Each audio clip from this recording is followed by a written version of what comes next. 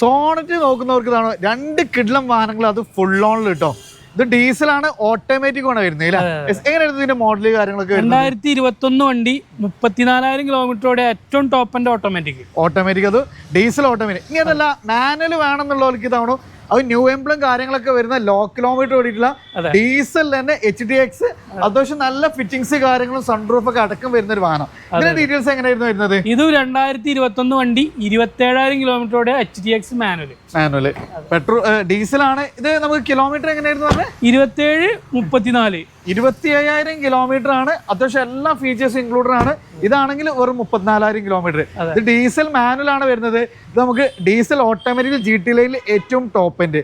ഈ ഒരു വാഹനം നമുക്ക് എത്ര രൂപയ്ക്ക് ചെയ്യാൻ പറ്റും? ഇത് നമുക്ക് ഫൈനൽ റേറ്റ് ആയിട്ട് 10,65,000 10,65 ഫുൾ ഓണില് നമുക്ക് വാഹനം ഇറക്കാം. ഇതാണ് GT ലൈനിൽ ഡീസൽ ഓട്ടോമാറ്റിക് 34,000 കിലോമീറ്റർ ഓടിയ വണ്ടി. എത്ര ഈ ഒരു വാഹനം നമുക്ക് എത്ര രൂപയ്ക്ക് ചെയ്യാൻ പറ്റും? 12,40,000 കൊടുക്കും. 12,40 അല്ലേ? ഇതും ഫുൾ ഓൺ അല്ലേ?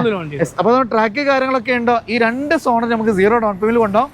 സൂപ്പർ കാസിലാണ്. ലൊക്കേഷൻ മറക്കേണ്ട, മലപ്പുറം ജില്ലയിൽ മഞ്ചേരി മുട്ടിപ്പാലത്ത്. നമ്പർ കൊടുത്തിട്ടുണ്ട്. താല്പര്യമുള്ളവർ വേഗം കോൺടാക്ട് ചെയ്തോളൂ.